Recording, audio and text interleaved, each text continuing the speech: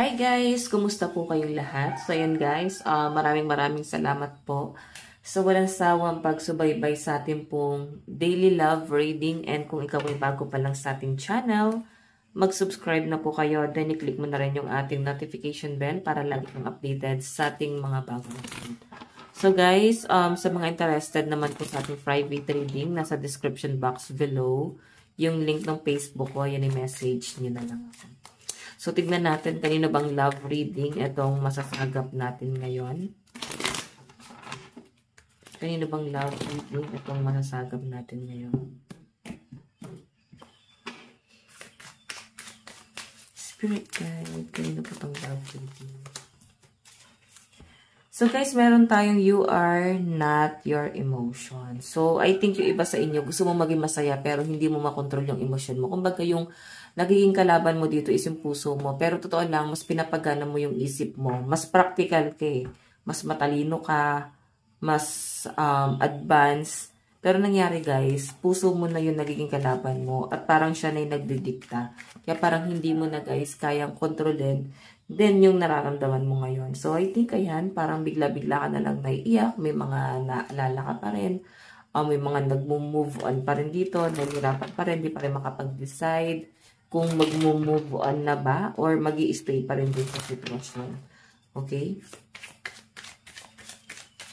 Tignan natin.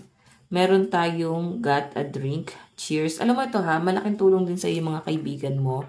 Kung ikaw ay nasa healing process ngayon, nagre-recover ka, grabe no, nakakatulong sa iyo mga friends mo para maka-move on. And parang ngayon, medyo dumidepende ka ngayon sa energy na nakukuha mo sa kanila. Kasi, nakukuha nila eh, yung kiliti mo, nagagawa kanilang maging masaya. And kahit na parang hindi ka ganun ka open sa kanila is, hindi mo rin masabi na parang nagiging masaya ka sa kanila. Okay, so may mga nakikita akong ano dito, parang travel, together with friends, pwedeng sa mga katrabaho. May nakikita ko dito guys, celebration. I think meron kayong i-celebrate. Pwedeng this week, no? May celebration this week. May magaganap. Travel din. Ayan. Pwedeng magka-travel base celebrate.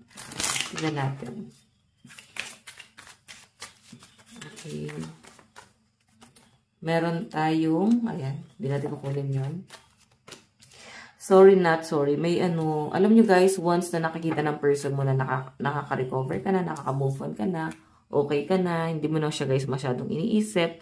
Tignan mo, oh, hihingi siya ng tawad sa'yo guys. Pero guys, parang medyo hambog pa rin tong taong to, no? So, pasensya na sa words. Pero medyo nayayabangan pa rin ako sa energy niya. Kasi tignan mo na yung energy niya.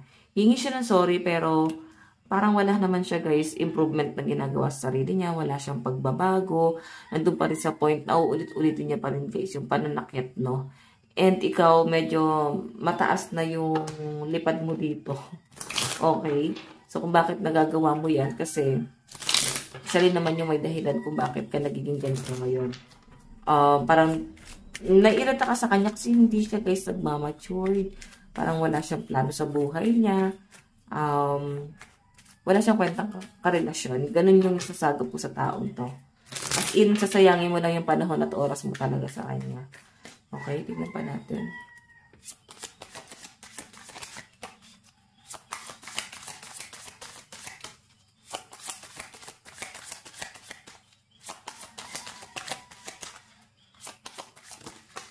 Okay, meron tayong memories, comfort us. Ayan, pasensya na may lumilipad na insekto. So, memories, comfort us. Alam mo, masaya ka pa rin kahit paano, no? Naging masaya ka pa rin na nakabanding mo siya, nakasama mo siya, nagkaroon kayo ng, parang nagkaroon kayo guys ng solid na connection before. And every time na babalikan mo yung past memories niyo together, masaya ka rin naman, no? Yun yung pinapakita sa akin dito, pero kung makita mo yung bottom of the deck mo is go get some fresh air. Nandun ka na sa point na gusto mo nang makarecover and gusto mo nang payapang kaisipan, and gusto mo na ng parang magkaroon ng peace of mind. So, mas pinipili mo na yung sarili mo guys, no? Okay, yes, namimiss mo, may mga panghihinayang, gusto mo pa rin na mag-usap kayo, pero parang ang dating kasi hindi ibig sabihin is patatawarin or pagbibigyan mo pa siya. I think mas malakas yung energy na gusto mo lang ng closure. Okay? Gusto mo lang na malinaw na pag-uusap na ito na yung pagtatapos. So, yes. Meron tayong drama queen. Masyadong madrama siguro yung person mo. And naiirita ka talaga sa taong to. Kasi parang walang saysay yung mga sinasabi niya. Yung action niya, hindi akma sa edad niya. So, medyo immature. Okay? And masyadong madrama. Masyadong negative yung na-absorb mong energy sa kanya. So, parang feeling mo, wala kang mapapala sa taong to. Though, yes, napaka-responsible naman niya. Hindi siya madamot pagdating sa pera. Pero, sa ugali, guys, may something sa taong to. Okay.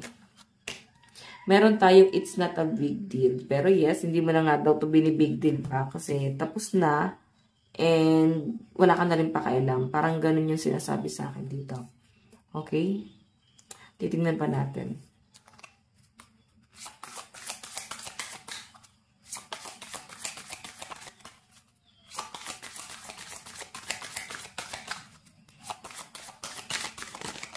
Okay. So guys, ito tingnan mo, parang ikaw yung mas madiskarte sa inyong dalawa. Siya mataas yung ambisyon niya, pero mas nakapokus siya sa kasiyahan, no? Yun yung pinapakita sa akin dito. Parang gusto niya mag-explore, parang siyang bata na nakawala, na nun lang niya guys naranasan maging masaya. Kasi tingnan mo yung energy, ikaw yung mas nagsusumikap. Siguro kasi kabaligtaran kanya, no? Ikaw pwedeng na-spoiled ka noon and pagdating parang dumarating yung araw or panahon na mas naiisip mo na yung mga responsibility, mas nagiging matured ka. And kabaligtaran niya guys, okay, kabaligtaran na tong taong to na hindi niya naranasan. Okay, hindi niya naranasan yung parang na-spoiled sa magulang and nagsumikap lang siya guys kung bakit medyo nagiging pantay kayong dalawa. Lalo na sa career. Okay. So, meron tayong don't care if you don't like me. So, guys, ito, hindi mo na ipipilit yung sarili mo sa taong to. Parang, kung ayaw mo sa akin, so, let go kita. Ganun yung pinapakita dyan. And expect nyo, parang ang dami niyang isisend na message sa inyo. Nandun sa point na parang may mga paghahabol, pero wala ka ng reply pa sa taong to. And kung makita mo na naka-zero heart na siya, wala na rin kayong pakialam kung sino yung may gusto sa inyo, sa ayaw sa inyo. So, parang hindi na para i-please mo pa yung sarili mo sa kanila. Okay, tignan pa natin. Additional message. Meron tayong The Chariot. Ayan. The Chariot, guys, is opportunity to, no? Maraming opportunity dumarating sa inyo. I think napaka-blessed mo. Hindi pong kahit hindi mo hinihiling kusang ibinibigay sa inyo ng universe. Sa dami ng blessing na ibinibigay sa inyo guys, sobrang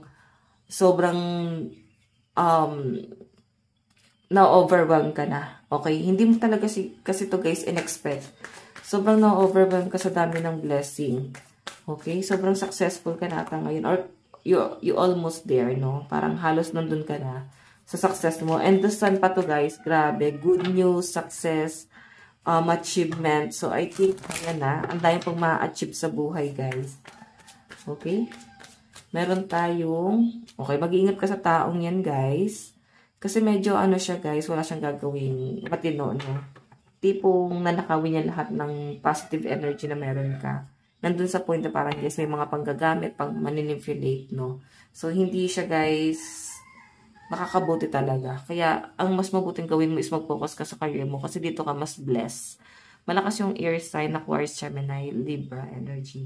Tignan natin kasi nararamdaman ng person mo. Okay? So, tignan natin ano yung nararamdaman ng person mo sa'yo. Ngayon,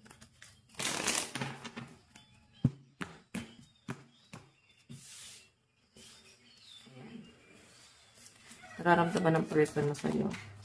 Meron tayong choice. Ayan. Guys, yung nararamdaman kasi ng person mo, parang ang dami niyang option. So, parang ikaw nasa last option.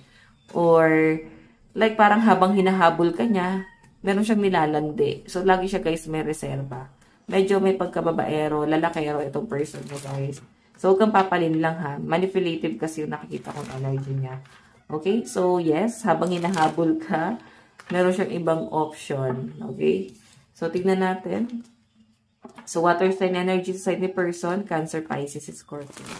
So, ano yung tingin niya sa'yo ngayon? Tingin sa'yo ng person mo.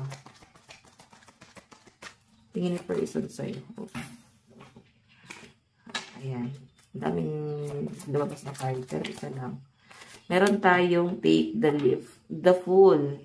So, nakakita kanya na someone na parang mabilis mapikot, uto-uto, ganun. So, nagugulat siya, guys, sa nagiging success mo ngayon. As in, grabe, no? Parang iba ka na. Kasi parang ganito kanya lang tignan, eh. Mabilis kang ma-manipulate. Mabilis kanyang kontrolin. Pero, grabe yung ginawa mo, no? Grabe yung impact nito sa kanya, guys. And, yes, may mga panghihinayang. Nakikita ko rin sa kanya, guys, yung parang nagsisisi siya. Okay, kaya nga parang gusto kanya kausapin. Okay, ayan, take the leap to, guys. At tingin sa'yo ng person mo. Someone na parang medyo uto-uto, no? Ganun kanya tignan, pero nagugulat siya. Kasi, nakukuha mo maging successful kahit na sarili mo lang yung binibit-bit mo. Walang tulong, no? Okay. Action. Action. Plano ni person. Oops. Sige, kunin nga natin ito. Seek the truth and ambition. Mataas ang ambition niya eh, pero mas nahihigitan mo siya, guys. Yun ang katotohanan dito na nare-realize niya. Okay? So, yung action niya rito, guys, is gusto kanyang higitan kasi alam mo yun, gusto kanya kausapin pero pag nalalaman niya yung mga nagiging success mo, nalulumo siya. So, gusto niya, guys, is kung sakaling makausap ka niya ulit is may pagmamalaki mo. Kasi nasasaktan siya ngayon. Ay, no, broken hearted ngayon itong taong to. Tingnan natin yung outcomes. Outcome.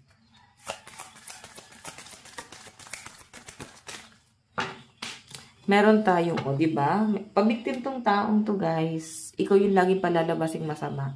So, mag-iingat ka, guys. Medyo nakakatakot tong taong to. Okay, tignan natin. Zodiac sign sa sign ni person. Meron tayong Pisces, Libra, Capricorn, Sagittarius. Cancer, Scorpio, Aquarius, Gemini, Pisces, and Libra. Gemini, Pisces, Taurus, Aries, Capricorn, and Leo. So, sa side mo naman, nararamdaman mo kay person. Nararamdaman mo sa person mo.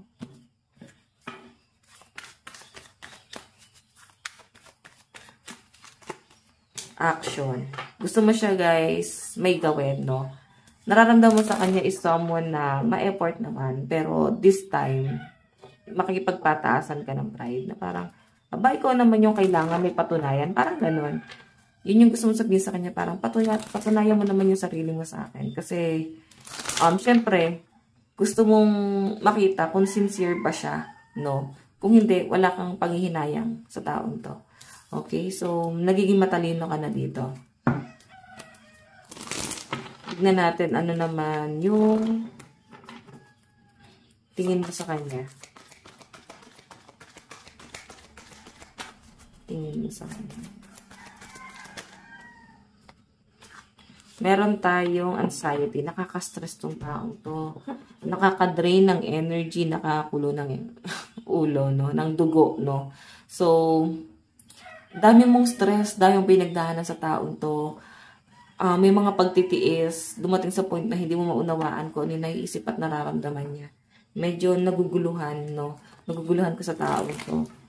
Okay, so ayan. Nakaka-stress kadil etong person na to.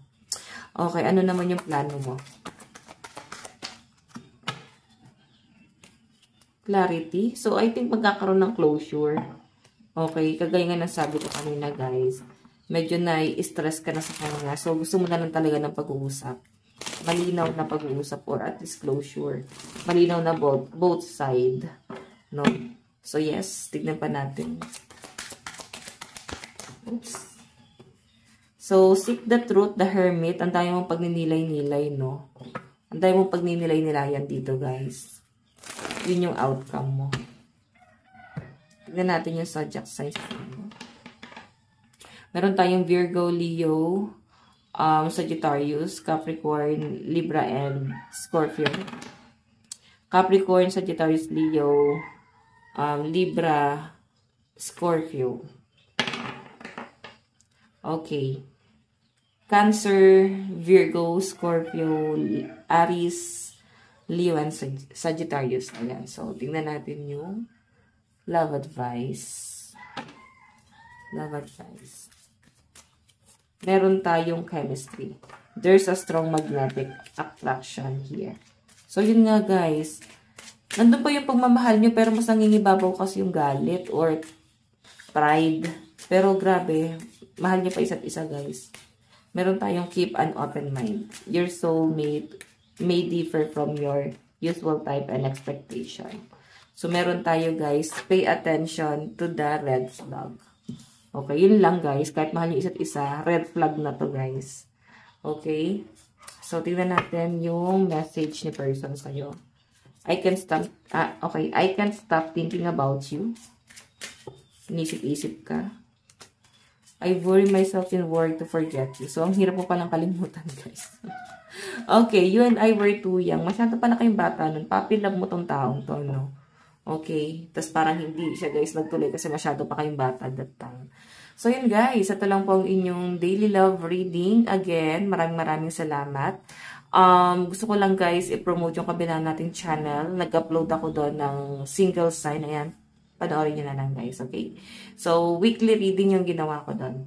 So yun guys, maraming salamat. Bye bye and God bless po. Bye bye.